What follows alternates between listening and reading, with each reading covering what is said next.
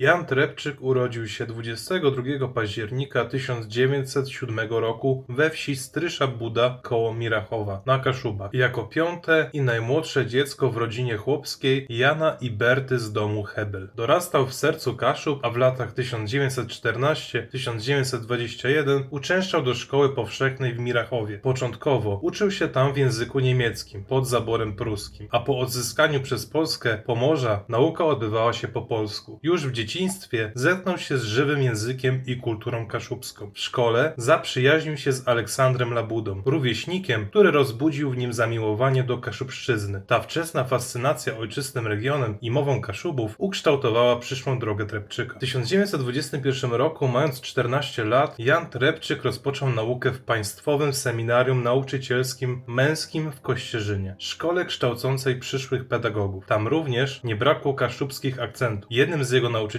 był ksiądz Leon Hejke, znany poeta kaszubski, który dodatkowo umocnił zainteresowania młodego Jana kulturą i językiem Kaszub. Po 5 latach nauki Trepczyk ukończył seminarium w 1926 roku i już jako 20-latek podjął pierwszą pracę nauczycielską w szkole podstawowej w Kartuzach. Rok później, w 1927, przeniósł się do niewielkiej szkoły w Miszewie koło Żukowa, gdzie pełnił jednocześnie funkcję nauczyciela i kierownika placówki. Była to skromna wiejska szkółka, ale Trepczyk z zapałem kształcił tam dzieci, jednocześnie zaczynając angażować się w działalność społeczną i kulturalną swojej małej ojczyzny. Pod koniec lat 20. młody nauczyciel stał się aktywnym działaczem ruchu kaszubskiego. Latem 1928 roku wraz z przyjacielem Aleksandrem Labudą odwiedził w Poznaniu doktora Aleksandra Majkowskiego, o którym nagrałem film Zapraszam do nadrobienia, który był nestorem literatury kaszubskiej i autora słynnego Życia i przygód Remusa. Majkowski stał się dla Trepczyka duchowym przewodnikiem i mentorem. Zainspirowany jego osobowością, Trepczyk postanowił działać na rzecz ocalenia kaszubskiej tożsamości. Już w następnym roku, 28 lipca 1929 roku, wraz z Labudą i Antonim Stoltmanem zorganizował w Kartuzach zjazd nauczycielski Kaszubów, na którym powołano do życia Zrzeszenie Regionalne Kaszubów. Organizację skupiającą kaszubskich działaczy regionalnych 22-letni wówczas Jan Trepczyk został pierwszym sekretarzem tej organizacji, a wkrótce wyrósł na jednego z jej głównych ideologów i animatorów, zwanych potocznie Rzesińcami. Celem Rzesińców było krzewienie kultury języka i świadomości kaszubskiej, co w tamtym okresie wymagało odwagi i determinacji. Życie prywatne Trepczyka również nabrało tempa na początku lat 30. W 1930 roku ożenił się z Anielą Rąbską, siostrą znanego działacza Jana Rąbskiego. Para doczekała się licznego potomstwa. Mieli 6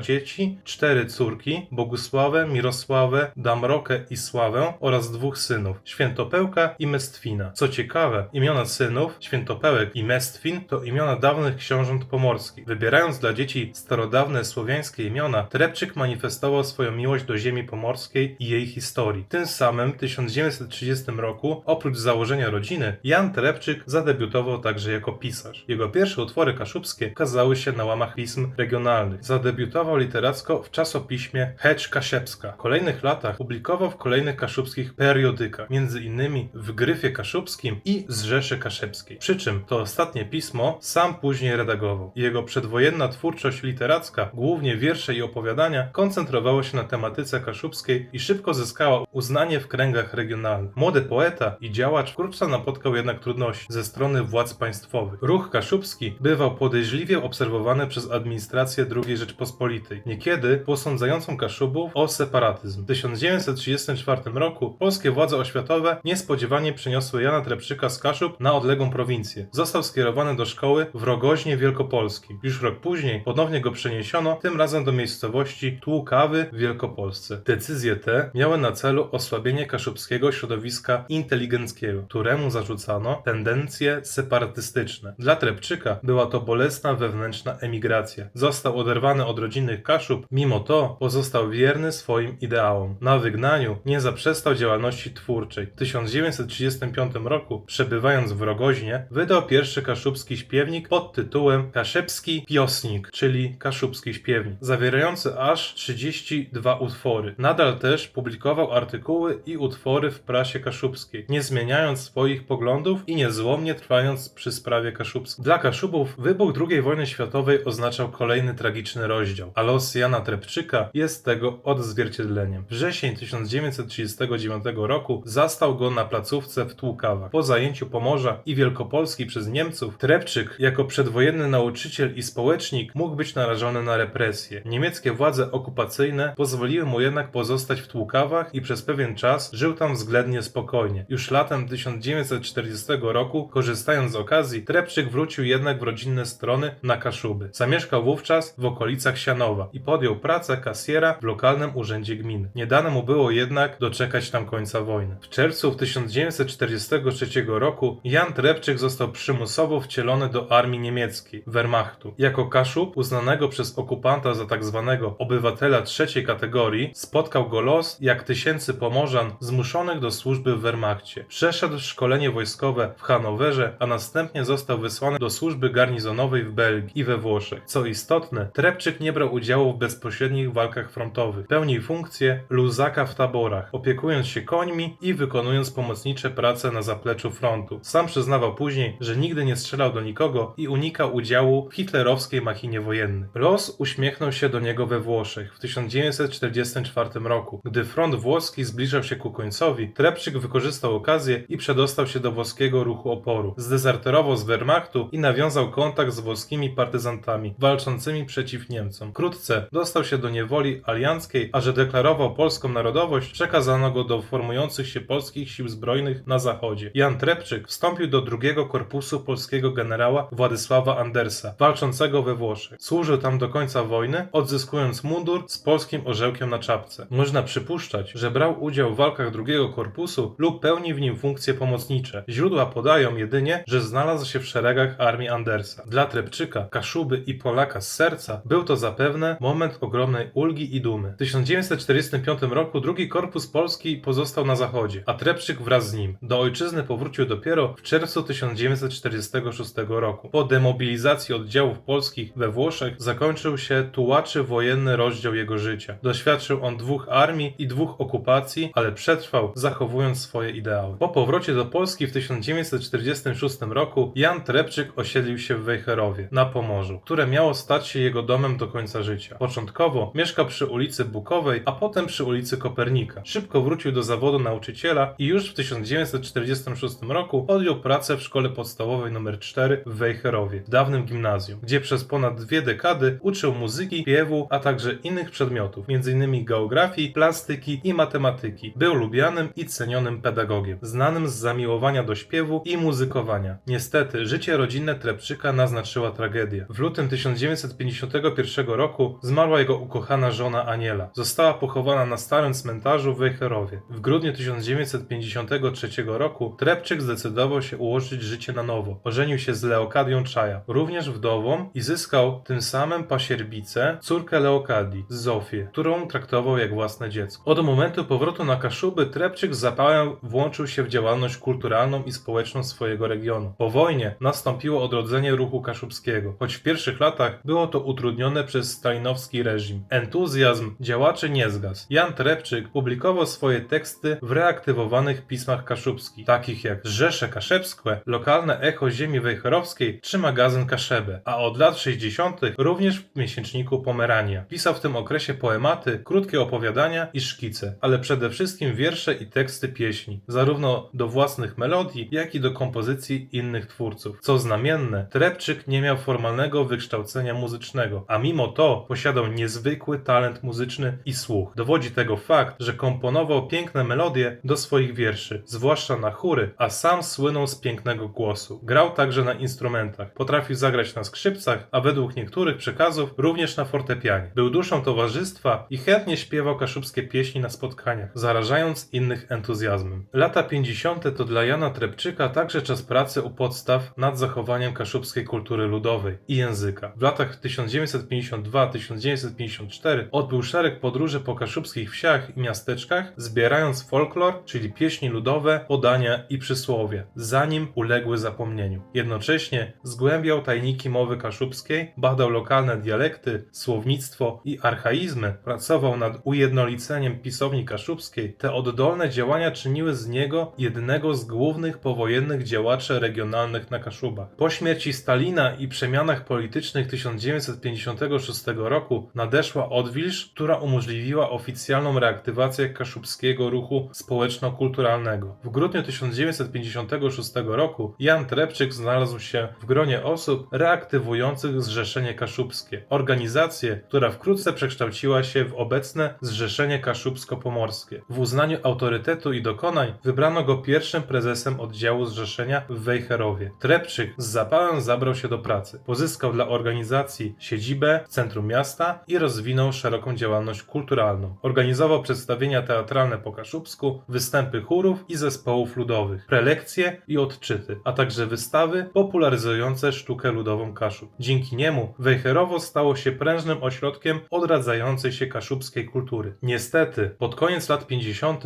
władze komunistyczne PRL zaczęły patrzeć na aktywność Kaszubów podejrzliwie. W 1961 roku doszło do tzw. sprawy zrzeszeńców. Grupie czołowych działaczy kaszubskim, tym Trepczykowi, postawiono bezpodstawne zarzuty separatyzmu i rzekomej współpracy z niemieckimi rewizjonistami. W atmosferze nagonki Jan Trepczyk zmuszony był zrezygnować z funkcji prezesa wejherowskiego oddziału Zrzeszenia Kaszubskiego. Zarząd główny organizacji udzielił mu nawet oficjalnej nagany, co bardzo go zabolało. Jednakże rehabilitacja przyszła z czasem. Zarzuty okazały się bezpodstawne, a środowisko kaszubskie wiedziało, że Trepczyk pozostał lojalny Polsce i Kaszubom. Sam zainteresowany nie pozwolił, by ta przykrość złamała jego ducha. Nadal z niesłabnącą energią działał na niwie społeczno-kulturalnej. Pisał kolejne wiersze i pieśni, współorganizował wejherowski festiwal pieśni o morzu, zakładał nowe chóry i zespoły folklorystyczne. Marzył również o stworzeniu w Wejherowie Muzeum Kaszubsko-Pomorskiego, które gromadziłoby pamiątki regionu. W uznaniu zasług Trepczyka dla regionu w 1967 roku spotkało go ważne wyróżnienie. Klub Studencki Pomerania przyznał mu medal Stolema. Była to prestiżowa nagroda kaszubska przyznawana za wybitny wkład w rozwój kultury Pomorza. 4 lata później, w 1971 roku, Trepczyk został także odznaczony przez władze państwowe Złotym Krzyżem Zasługi za działalność społeczną i pedagogiczną. Co więcej, po wyjaśnieniu wcześniejszych nieporozumień powrócił do kierowania organizacją kaszubską. W latach 1967-1973 ponownie pełnił funkcję prezesa oddziału wejherowskiego Zrzeszenia Kaszubsko-Pomorskiego, wybieranego na 2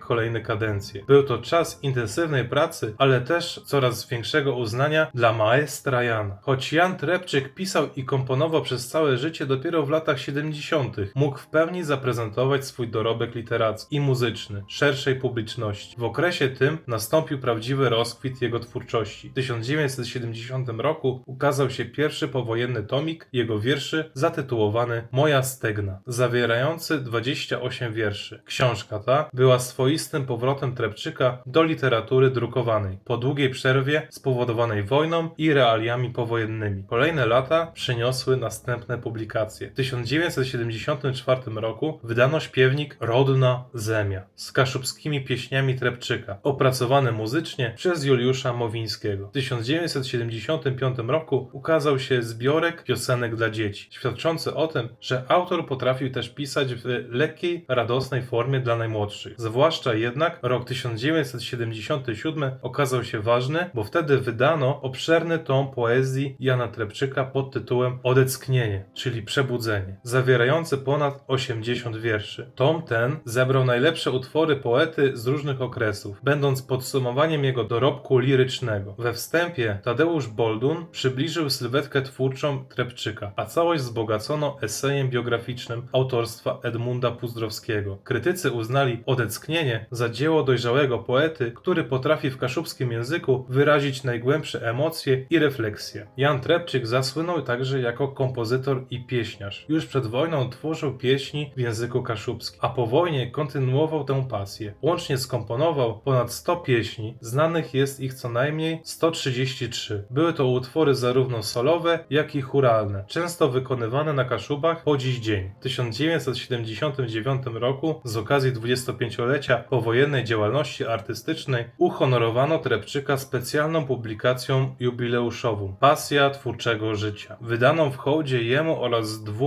innym wielkim Kaszubom, malarzowi Marianowi Mokwie i pisarzowi Aleksandrowi Labudzie. W tym samym 1979 roku Trepczyk został przyjęty w poczet Związku Literatów Polskich, co oznaczało ogólnopolskie uznanie jego twórczości twórczości literackiej. Lata 80. przyniosły mu kolejne zaszczyty. W 1981 roku odebrał Krzyż Kawalerski Orderu Odrodzenia Polski Polonia Restituta za zasługi dla kultury. Zaś w 1985 roku uhonorowano go lokalnie medalem zasłużonym ziemi wejherowskiej. W uznaniu dla całokształtu pracy pod koniec 1986 roku Jan Trepczyk został także członkiem honorowym Zrzeszenia Kaszubsko-Pomorskiego, organizacji, której misji poświęcił wiele lat życia. Mimo upływu lat Trepczyk pozostawał niezwykle aktywny niemal do samej śmierci. Ostatnie lata życia spędzał bardzo pracowicie. Nie ustawał w twórczości, pisał kolejne wiersze i pieśni, a także, przewidując zbliżający się kres, spisywał wspomnienia z bogatego życia. Nadal działał w środowisku muzycznym, prowadził amatorskie zespoły śpiewcze i sam występował, często wraz z rodziną. Również często można go było usłyszeć w niewielkim, kameralnym składzie rodzinnym, gdzie śpiewał w duecie lub w trio ze swoją żoną Leokadią, pasierbicą Zofią i zięciem Edmundem Kamińskim. Jednocześnie pracował nad dziełem swojego życia, wielkim słownikiem polsko-kaszubskim. Przez lata gromadził słownictwo kaszubskie, notował znaczenia i odpowiedniki polskie. Pod koniec lat 80.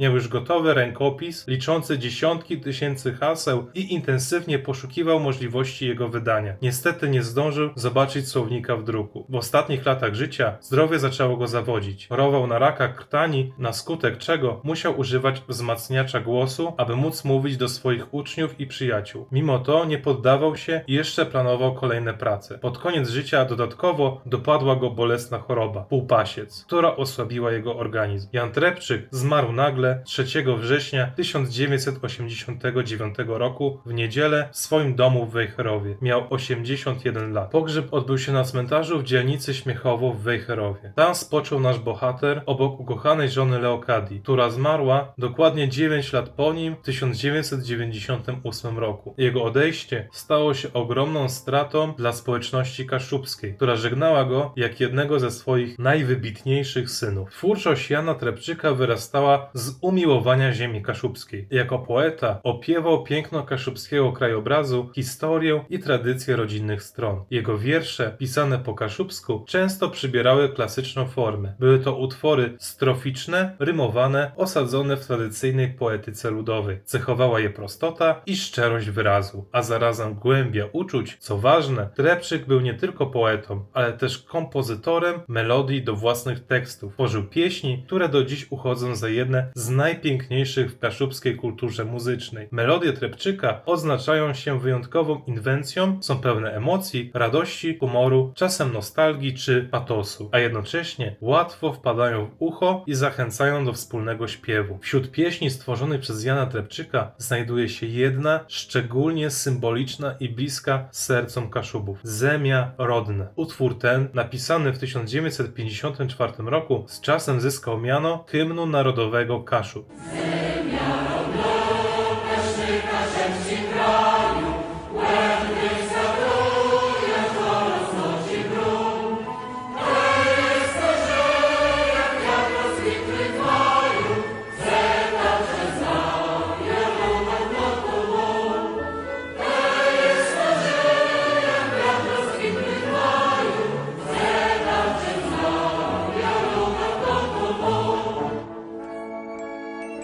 Zemia Rodna to podniosła pieśń patriotyczna wychwalająca kaszubską ziemię od Gdańska aż po Roztokę. Rozpoczyna się słowami: ziemio ojczysta, piękny kaszubski kraju, od Gdańska tu aż do Roztoki bram. Poetycki sposób wyznając miłość do kaszubskiej ojczyzny, rozciągającej się od Bałtyku po granicę Kaszub. Dalej autor wspomina czasy książąt pomorskich i składa deklarację wierności swojej ziemi i dumy z własnego narodu. Do dziś Zemia Rodna rozbrzmiewa podczas uroczystości kaszubskich, a jej słowa znają kolejne pokolenia Kaszubów. Jako pisarz i leksykograf Jan Trepczyk dołożył także ogromną cegiełkę do zachowania i rozwoju języka kaszubskiego. Przez całe życie zbierał słowa, tworzył neologizmy i przywracał do użytku zapomniane archaizmy, aby wzbogacić mowę Kaszubów. Jego tytaniczna praca nad słownikiem i ortografią kaszubską może śmiało stanąć obok dzieła księdza Bernarda Sych Trepczyka, Trepczyk kontynuował i poszerzał ten wysiłek lingwistyczny. Wiele wyrażeń kaszubskich zostało utrwalonych na piśmie i ocalało dla przyszłych pokoleń. Co więcej, Trepczyk potrafił zjednoczyć wokół idei ochrony języka licznych działaczy. Jan Trepczyk zapisał się w historii jako jeden z najwybitniejszych twórców kaszubskich XX wieku. Człowiek o niespożytej energii, wszechstronnych zainteresowaniach i licznych talentach. W kaszubskiej literaturze zajmuje miejsce szczególnie jako poeta, który potrafił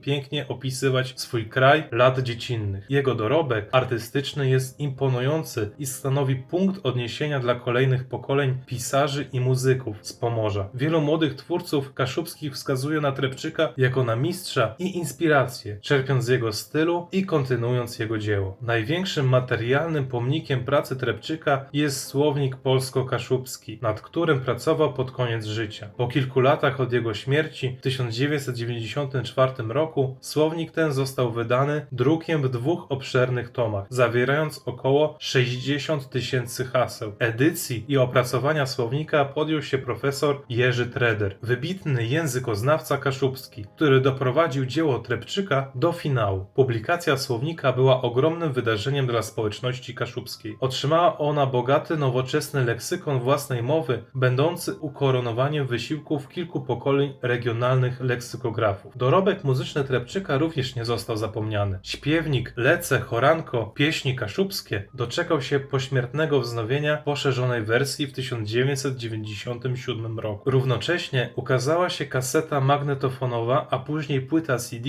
z nagraniami jego pieśni, aby utrwalić je w wykonaniu współczesnych artystów i udostępnić szerszej publiczności. Wiele z tych utworów, np. pieśni żeglarskie i religijne, wciąż wykonywanych jest na konkursach i festiwalach chóralnych. Sam festiwal pieśni o Morzu w Wejherowie, którego Trepczyk był współtwórcą, po latach uczcił jego pamięć wydaniem 2 zeszytów z jego pieśniami na jubileusz 20. edycji festiwalu. Trepczyk pozostaje tam najpopularniejszym twórcą muzycznym. Pamięć o Janie Trepczyku jest na Kaszubach żywa i pielęgnowana. Jego imię noszą obecne instytucje i miejsca związane z regionem. 18 czerwca 2004 roku szkoła podstawowa w Miszewie, ta sama, w której młody Trepczyk pracował przed wojną, została oficjalnie nazwana imieniem Jana Trepczyka. Podczas uroczystości nadania imienia miejscowy chór wykonał pieśni mistrza, a cała społeczność oddała hołd swojemu patronowi. Równocześnie towarzystwo Śpiewacze w Wejherowie przyjęło jego imię, kontynuując tradycję zespołów chóralnych zakładanych niegdyś przez Trepczyka. Zespół ten zresztą swój pierwszy koncert dał właśnie w Miszewie. Imię Jana Trepczyka uwieczniono także na mapie Kaszub. W Wejherowie, Rumi i Bolszewie znajdują się ulice nazwane jego nazwiskiem. Są to krótkie uliczki, ale dla mieszkańców stanowią codzienne przypomnienie postaci Mestra Jana. Jego postać upamiętniają również tablice pamiątkowe. Na przykład obelisk w rodzinnej Stryszej Budzie odsłonięty w 2000 roku wspólnie z tablicą ku czci Aleksandra Labudy. W 2007 roku w 100. rocznicę narodzin odbyły się specjalne sesje i koncerty jubileuszowe dedykowane Trepczykowi, a w lokalnych mediach przypomniano jego życiorys i dokonania. Dziś Jan Trepczyk jest uważany za patrona kaszubskiej mowy i pieśni.